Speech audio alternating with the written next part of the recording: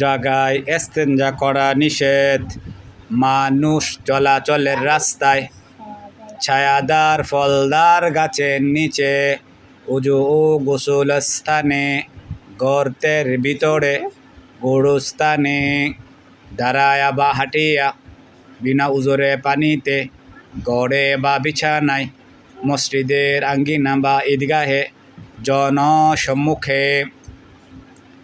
ইস্তেঞ্জার সময় আট কাজ করা নিষেধ। ইস্তেঞ্জার সময় আট কাজ করা নিষেধ।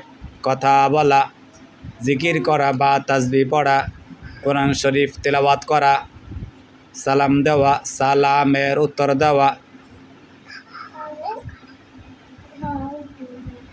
মিসওয়াক করা, লেখা পড়া। ইস্তেঞ্জারে যাওয়ার পরে যদি মোবাইলে ফোন আসে তাহলে ইস্তেঞ্জার ভিতরে কথা বলা যাবে না। ইস্তেঞ্জার ভিতরে থেকে ইস্তেঞ্জার বাথরুমের দেওয়ালের ভিতরে কোনো কিছু লেখালেখি করা যাবে না। ইস্তেঞ্জা যেহেতু খারাপ জায়গা, ওইখানে দিলে দিলে ইস্তেগফার বুড়ি পড়া, আস্তাগফিরুল্লাহ আস্তাগফিরুল্লাহ দিলে দিলে পড়া।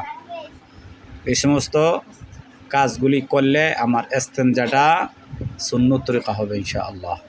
আমার যে সময়টুকু ইস্তেঞ্জায় বসে কাটবে ওই সময়টুকু ইবাদত হিসেবে গণ্য হবে।